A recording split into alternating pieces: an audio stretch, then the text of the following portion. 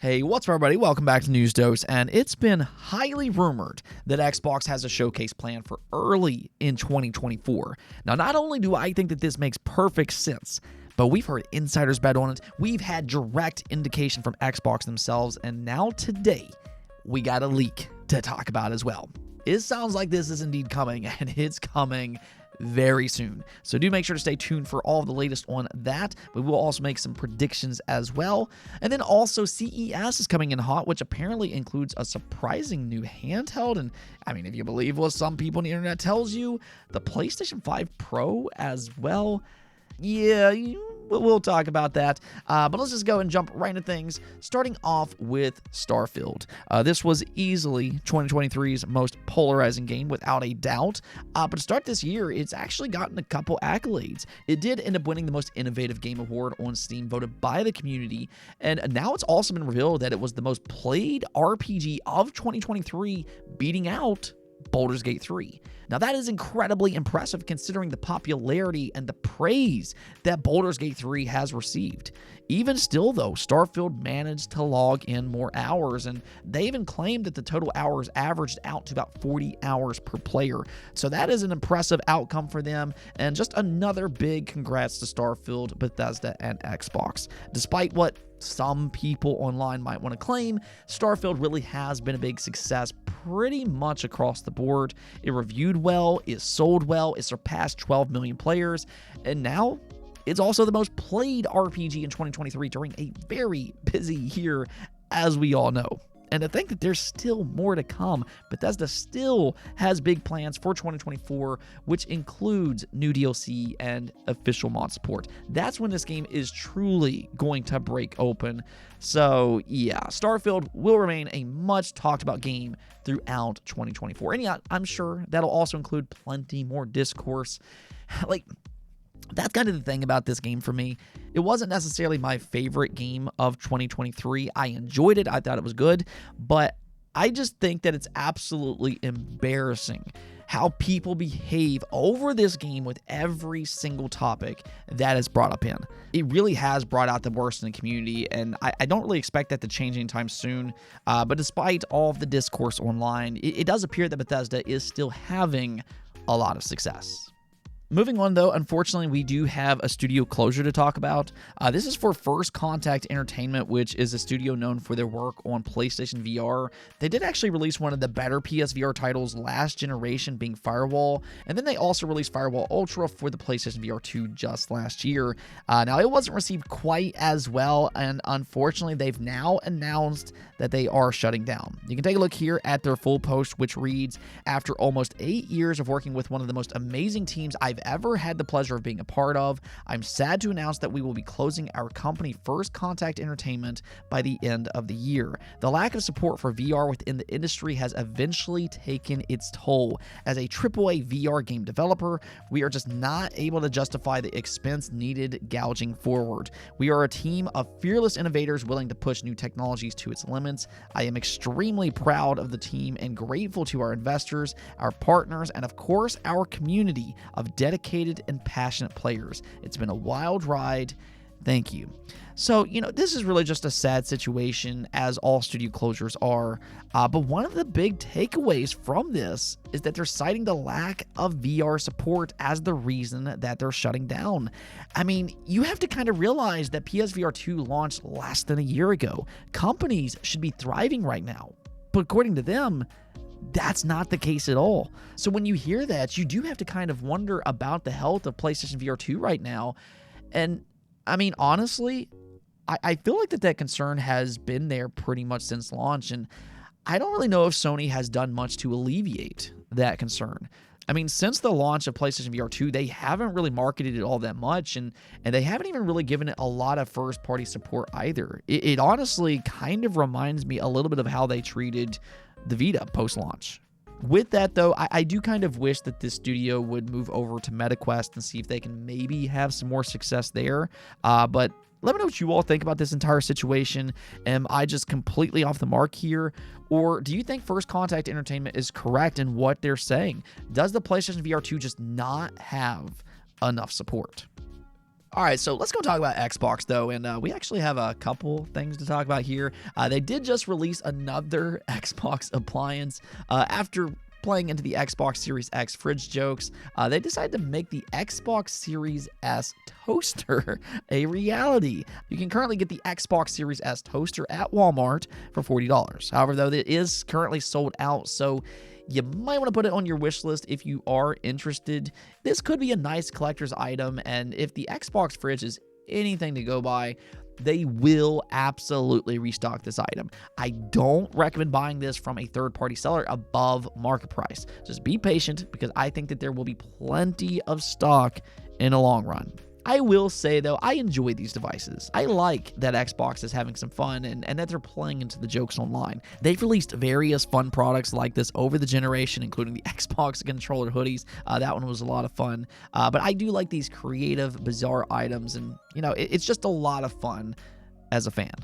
What might be even more fun, though, is an upcoming Xbox showcase. This time last year, Xbox had the Xbox Developer Direct. It was very successful for them, and a lot of people are now speculating that they'll do something similar again this year.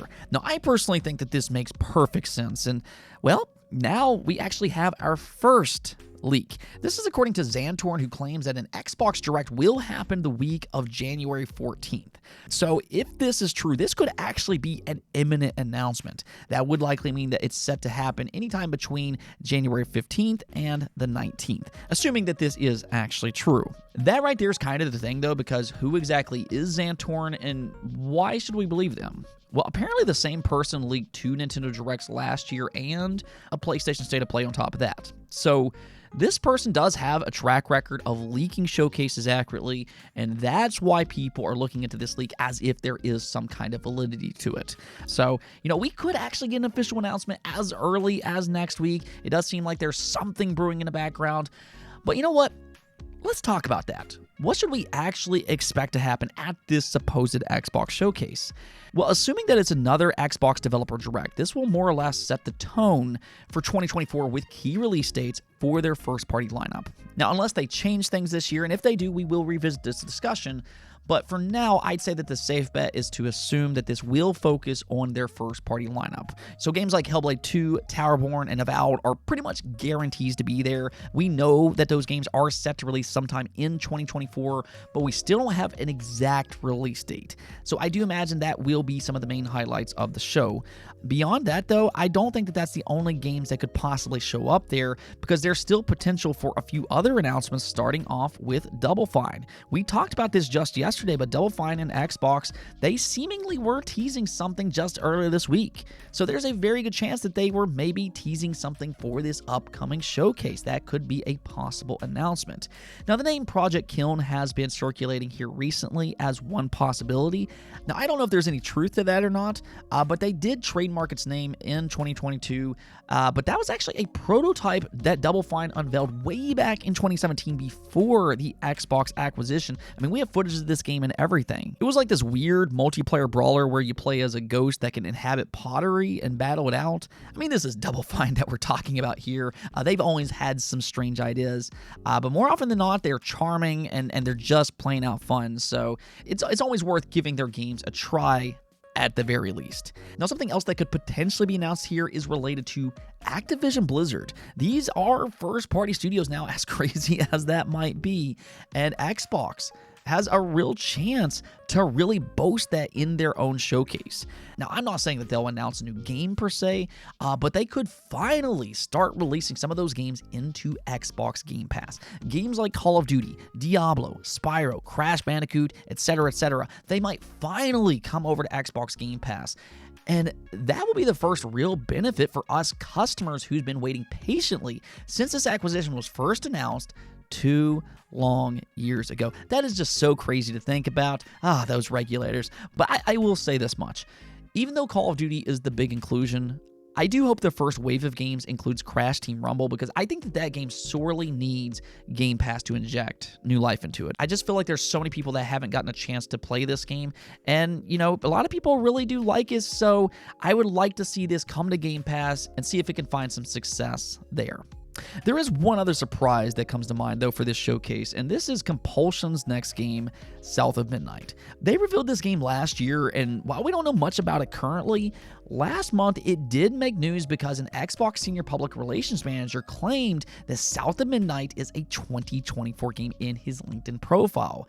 Now, he later removed that after it was spotted online, but if that was accurate, this could be the place to make that announcement official. Maybe they'll give us our first glimpse at his gameplay with maybe a 2024 release window. I mean, I guess we'll see. But those are the first-party games that I feel like has current rumors that could back up soonish announcements. I mean, when all said and done, though, Xbox has just a ton of studios, so it's hard to tell. They could really surprise us with about anything. Okay, let's go and talk about CES for a moment here, though, because that is confirmed for next week. It will take place on January 9th through the 12th, and this is always an event worth paying attention to for gamers. In fact, it was actually the place where Sony first publicly announced the PlayStation 5. That's where they first revealed its logo. I mean, who would have thought the PS5 would look like the PS5? Because of their history at CES and because Sony will be there again this year, there are some rumors going around that the PS5 Pro will be revealed at CES 2024. Now, I have to stop people there, though, because this honestly makes zero sense. Assuming that the PlayStation 5 Pro will release in late 2024, considering historically that's when PlayStation releases most of their consoles, then why exactly would they announce it in January? That would do absolutely nothing for them in the short term but hurt momentum for the current PlayStation 5s. It just doesn't make any sense. So I would not go into CES expecting any kind of PlayStation 5 Pro announcement. Just stop. But however, what you should expect is to see a brand new PC gaming handheld. This is from MSI. They started to tease this announcement last night, but lo and behold, it's already leaked out, including some of its specs. It's now known as the MSI Claw, and there's two very interesting things to take away from this. On the surface, the Claw looks very similar to the ROG Ally aesthetically, but this is actually an Intel-based machine. It will be using the Meteor Lake chip, making it the first ever Intel-based PC gaming handheld. So this will be a very different machine than what we have available. I mean, you have the Lenovo Go and the ROG Ally, and those are similar, but this will be quite a bit different, and it'll be interesting to see how it stacks up against the competition. But that's the other standout feature that leaked. Supposedly, it'll have 32 gigabytes of RAM, which is double the current competition. Now, that could mean that this will be a more expensive device. We'll see how all that plays out, but it could also end up being a more capable machine, especially for those AAA games. It is hard not to notice, though, just how fast this market is currently moving. This will be the fourth major company to release a new handheld within just the last 12 months alone. You have the Steam Deck OLED, the ROG Ally, the Lenovo Legion Go, and now also the MSI Claw. So there's going to be a lot of competition here. I've previously compared it to gaming notebooks. I think we're going to see even more companies try and make their own PC gaming handheld, and it's going to be very interesting to see who comes away as the front runners. I think the Steam Deck OLED, of course, will lead the charge, but for these Windows handhelds, that's going to be very interesting to see. All I know, though, is that Microsoft, they need to pay attention to this. Let's please make a better Windows for these devices. Anyways, though, that's it for this episode. If anything, next week could be a lot of fun with CES and maybe possibly an Xbox announcement as well. But until next time, peace out.